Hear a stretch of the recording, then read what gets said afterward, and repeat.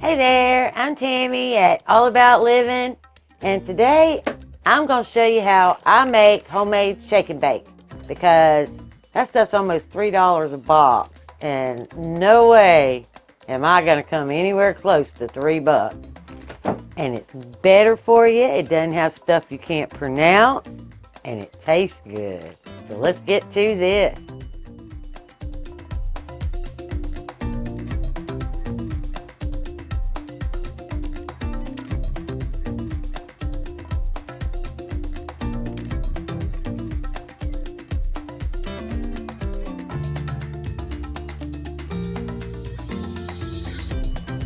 Okay, you're going to need a couple of cups of all-purpose flour, some onion powder, some garlic powder, some salt, pepper, a little bit of thyme, a little bit of parsley, and paprika, and rosemary, and obviously some chicken.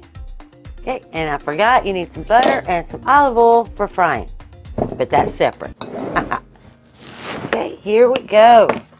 You're going to need 2 cups of all-purpose flour. I lost my knife, y'all. Oh well, we're going to do it the old-fashioned way. There we go.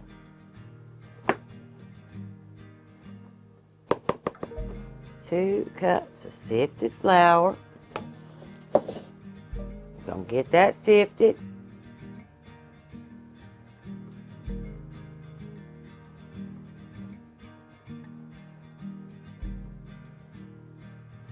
Alright, I'm going to set that aside.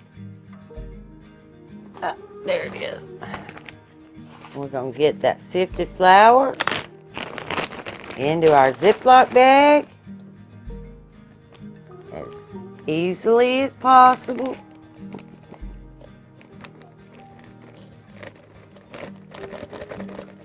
No fuss, no muss. Look at that. Now, we need one tablespoon of paprika.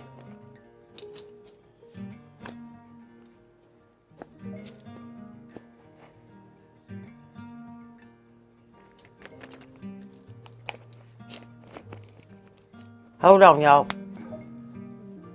Got a mosquito.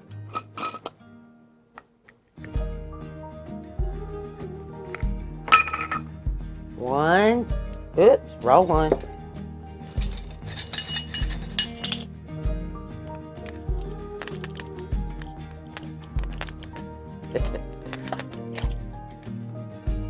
Two teaspoons of parsley.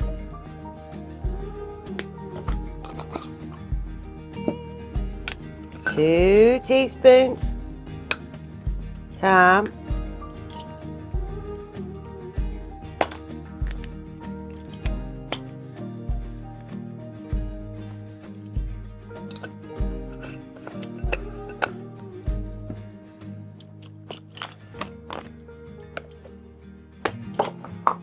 Two teaspoons of garlic.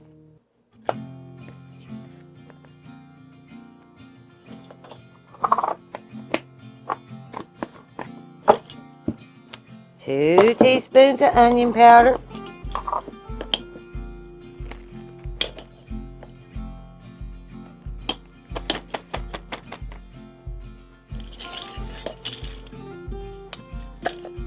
Half a teaspoon of pepper. Or more if you like pepper. We do, but I'm going to stick to the plan.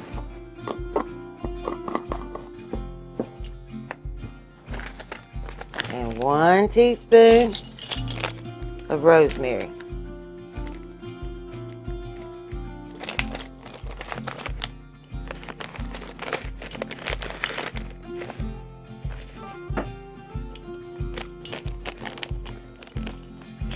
And we're going to zip up that bag. Take some of the air out. You don't have to take it all out, but some's good. And just mix away. Shake and shake and shake.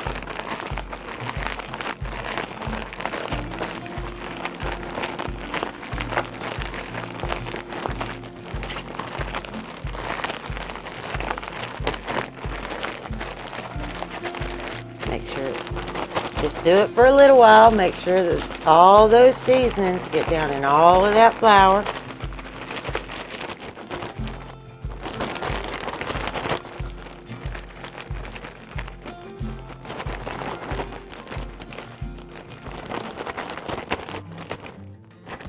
Alrighty then. Now we're going to go over to the stove and get some oil and some butter hot.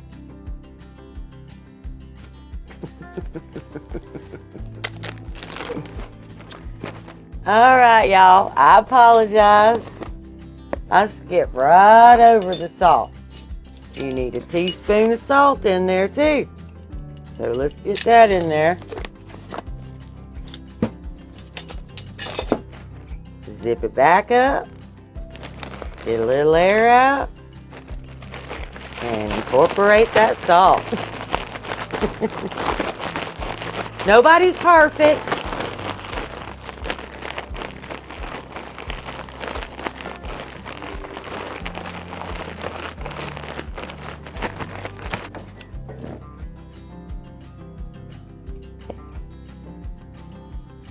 Like a medium-high flame.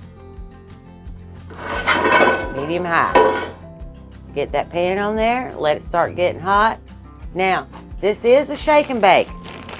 You can either pan fry it like I'm going to do. You know, because if you guys have watched our channel any length of time, we don't have an oven. But if you have an oven, it's 350 degrees for 35 minutes. And you got real shake and bake. Alright, we're ready now. Pan's hot. We're going to get the oil in there first. We're going to put like 4 or 5 tablespoons of oil. Hear that sizzle? My pan's good. We're going to put a good dollop of butter in there. Nice and hot. Now we're going to spread that chicken and get it in the pan. In we go.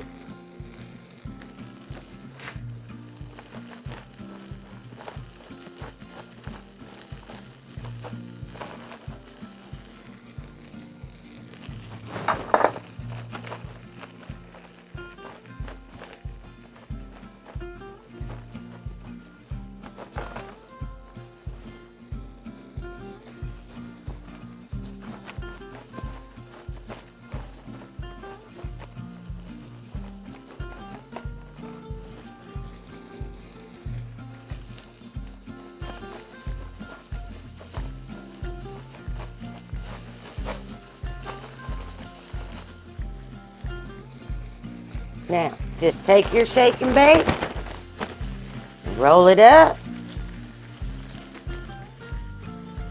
stick it in the door of your fridge, and it's ready for next time.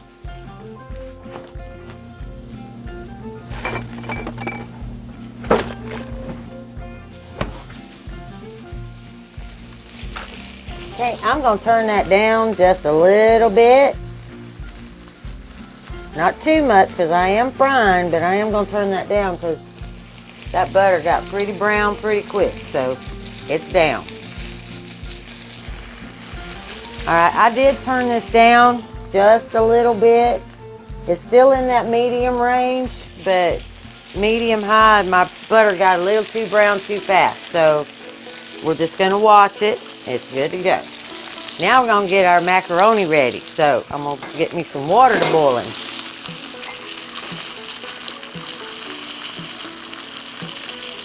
Okay, I poured about a half a gallon of water in there. And I'm going to put a good teaspoon and a half of salt in there. Because I want my pasta to have some flavor. Okay, and we're going to get that on a high flame to get that water to boiling.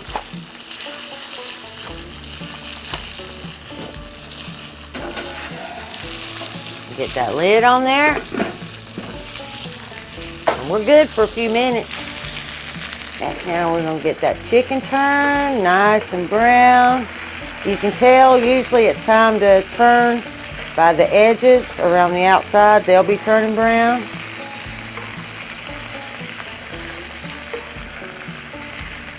Oh yeah. Okay, my chicken is getting a little, it's not too brown, but it's like perfect, but I know there's no way that those chicken thighs are done. So I'm going to turn my oven, or turn the stove off and put the lid on there and let it finish cooking with residual heat. And that'll stop it from getting too brown. Okay, while we're waiting on that water to boil, I'm going to get my tomatoes ready. Y'all, I love fresh tomatoes.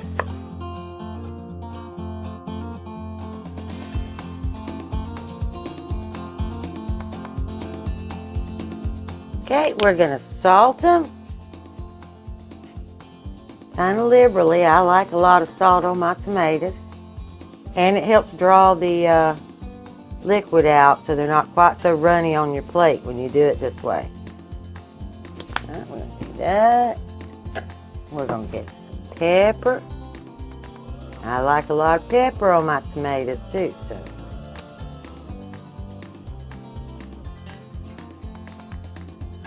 And I don't know what it is about mac and cheese and tomatoes, or corn and tomatoes, but they just make the best combo, and it's so easy. Side dish done. My kind of side dish.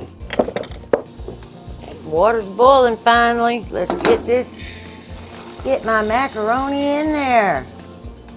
That was probably about 1.5 cups according to the side of the jar. Y'all know I put everything in jars. I don't leave anything in regular packaging because it doesn't hold up. Give that a good stir. Make sure they're not stuck together. Kind of put that lid ajar. Got about 12 minutes. Here we go. I'm going to test this to make sure it's done. Look at there. Nice and tender. White. Residual heat works. Okay, pasta's done now. Gonna get that eye turned off.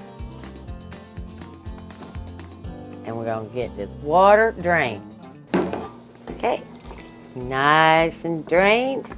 Put it back in that pot. Gonna add a couple tablespoons of butter. A couple of handfuls of cheese, which is basically 2 cups if you want to measure.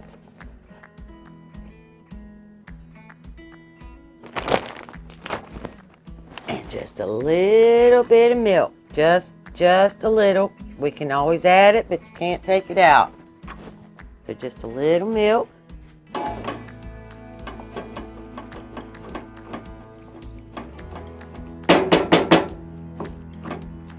Stir till it gets nice and combined.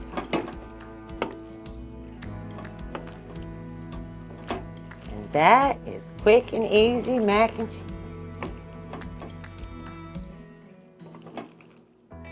Okay, supper's ready. Let's get it plated up.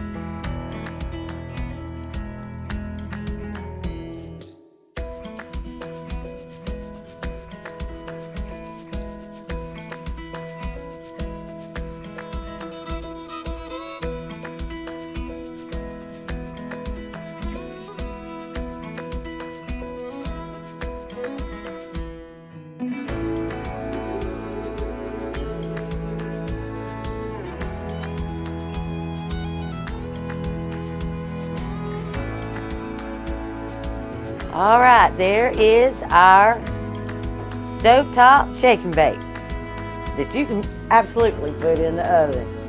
I hope y'all enjoyed watching the video, and I'll see you next time. Bye.